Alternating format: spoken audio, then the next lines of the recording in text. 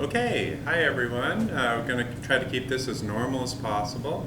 I'm still on chapter 8, and we're going to be looking at elastic collisions today. And then we'll look at center of mass calculations. And so elastic is section 8.4. So that's what we're going to be doing right now. And then center of mass is section 8.5. Then after that, we're going to move ahead to look at torque problems, static torque. And so static torque then begins in the conditions for equilibrium. And that happens at the beginning of chapter 11. So that's basically sections 11.1 through 11.3. Okay, so we're going to be reviewing these. Don't worry about any of the quiz or exam schedules that I gave you before. Those have to be revised because of the new format. And so I'll give you information about how that will be done as quickly as possible. Okay, so let's go ahead then and summarize what we had talked about last time. In an inelastic collision, and by this we mean 100% inelastic, we have two masses that are moving at the same speed after a collision has taken place, and essentially they stick together so that the final velocity for both is the same. Whereas, and this is something we still need to look at, an elastic collision happens if it's 100% elastic when no energy is lost during the collision. And so normally in a macroscopic system you will have some energy lost. However, that energy is often lost due to friction, and so in a very small system, subatomic, you're below the level of molecules. And so this basically always happens with subatomic collisions.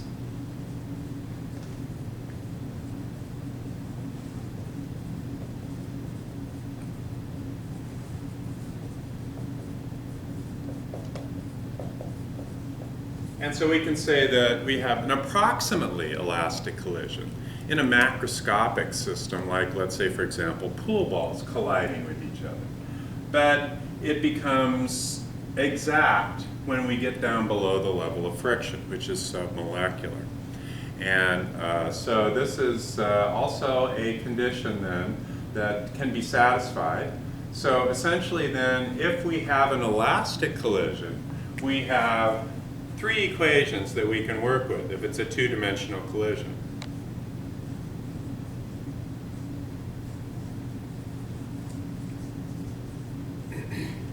And this is 2D, indicating that it's an oblique collision in which the masses shoot off and move in a two-dimensional way. So it's motion in a plane.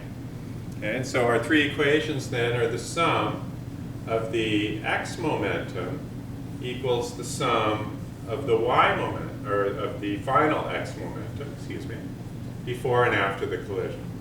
So this is what we looked at in our last example with the two cars colliding before school was closed.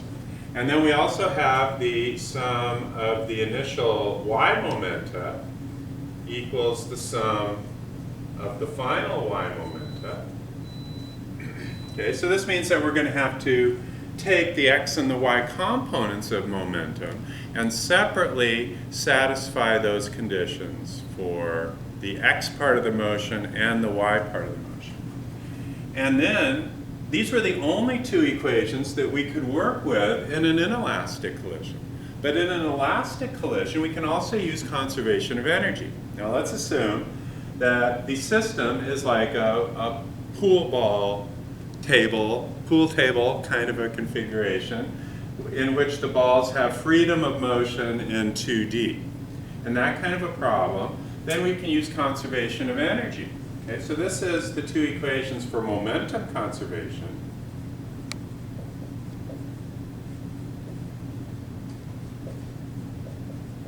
But we also have a third equation for energy conservation.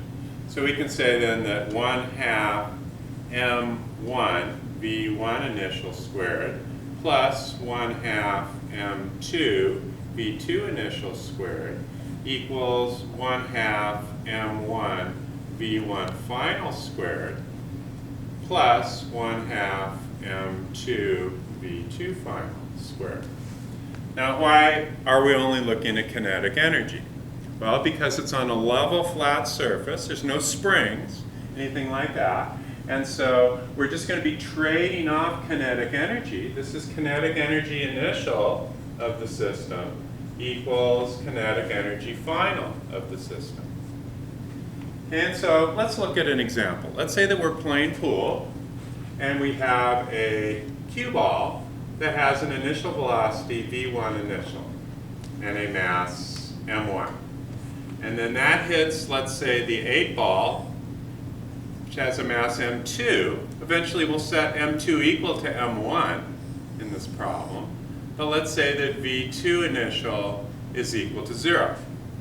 Then after the collision, let's say that m1 takes off in this direction at an angle theta to the horizontal at some final velocity, v1 final, and m2 ricochets off in this direction and moves off at some angle phi with a final velocity v2 final. Okay, so clearly here, the momentum vectors are going to have x and y components after the collision. But what about the energy vectors?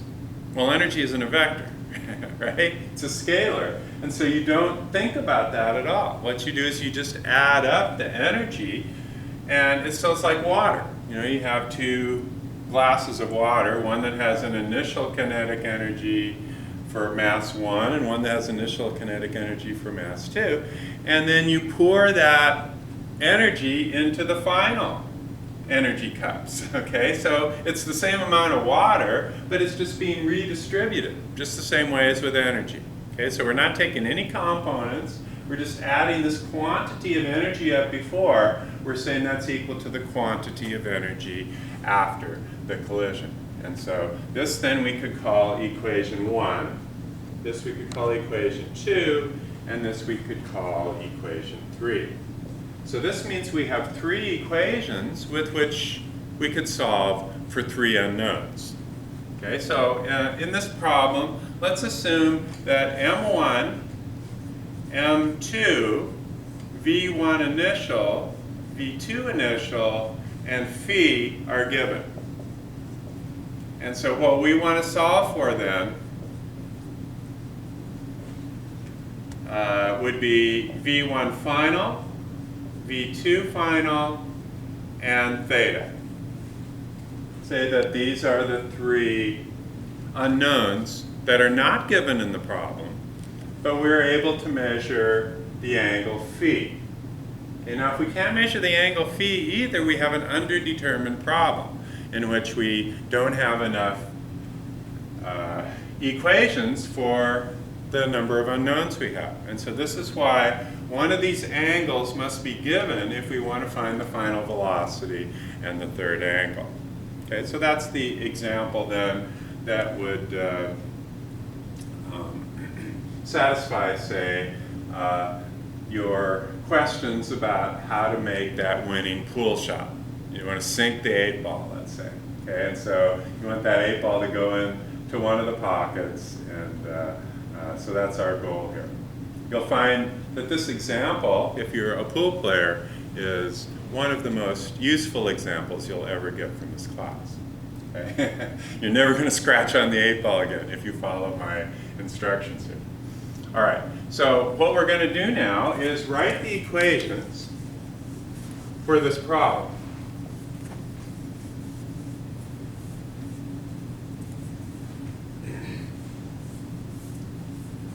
Equation 1, the sum of the initial x momenta equals the sum of the final x momenta.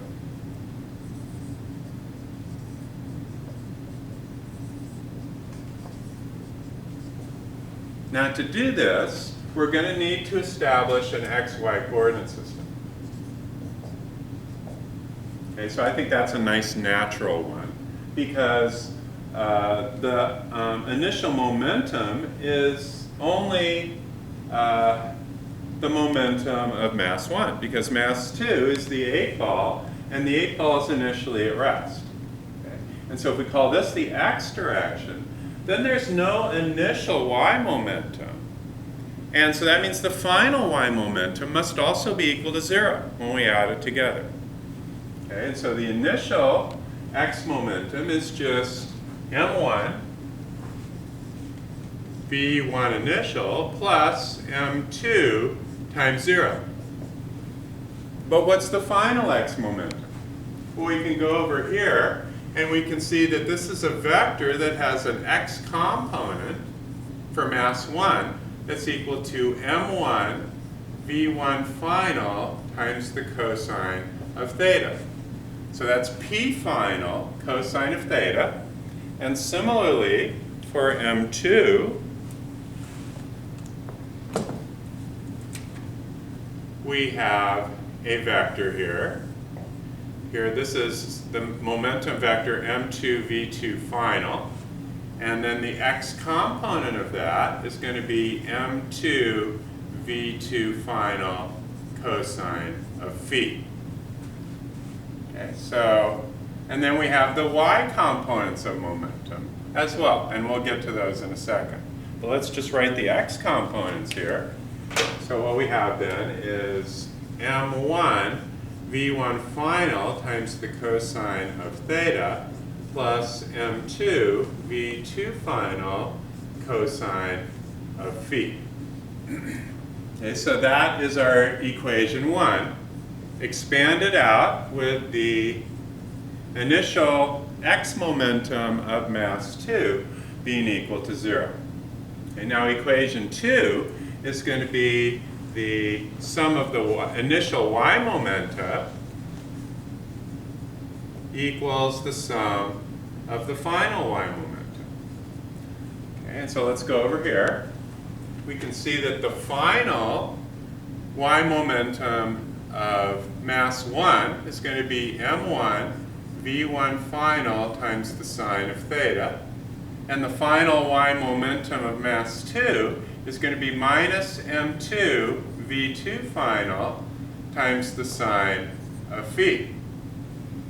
So what we have over here now is 0 equals, now because we chose the y-axis to be up, that's going to be our positive one.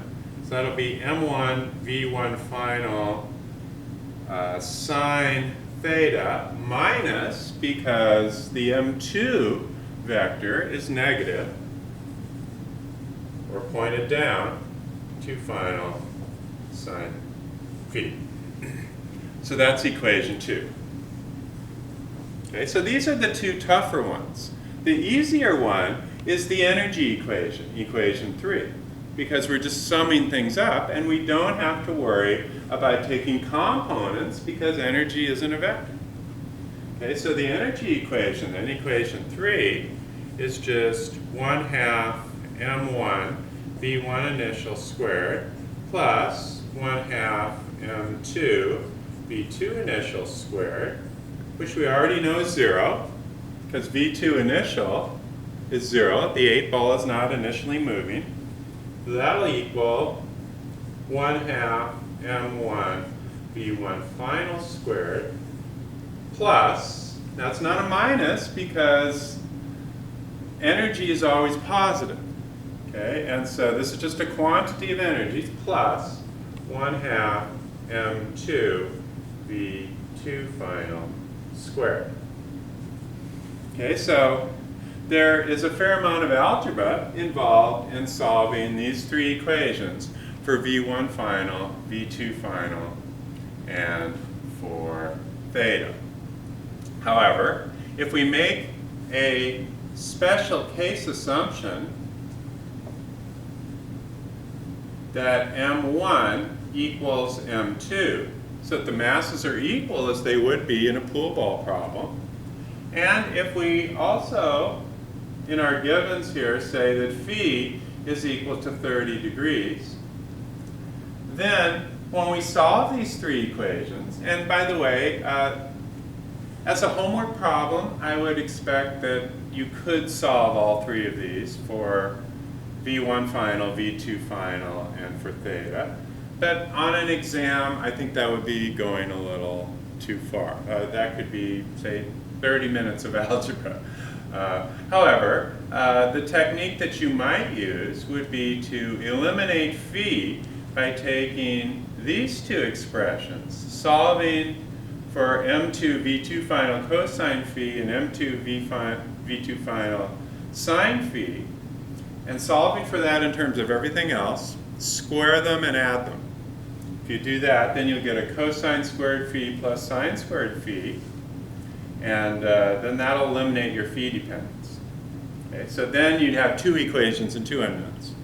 Then you could work your way on through and solve for V1 final and V2 final, then plug those back in and solve for either theta or phi, whichever one was given. In this case, it was phi that was given, so we would be doing that solving for theta.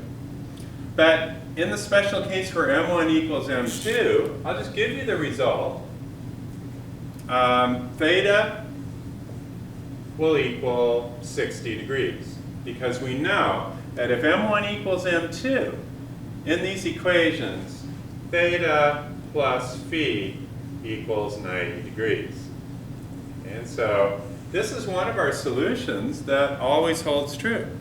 So if you're the kind of person in a pool game that knocks in all the balls, and then your opponent doesn't have any balls left on the table, and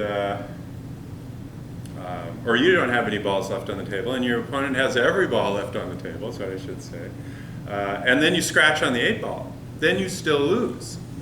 Okay? But if you take this to heart, then what you can do is figure out your pull shot. Let's say that this is a 30-degree angle, and you want this 8 ball, or let's say this cue ball, you don't want to scratch.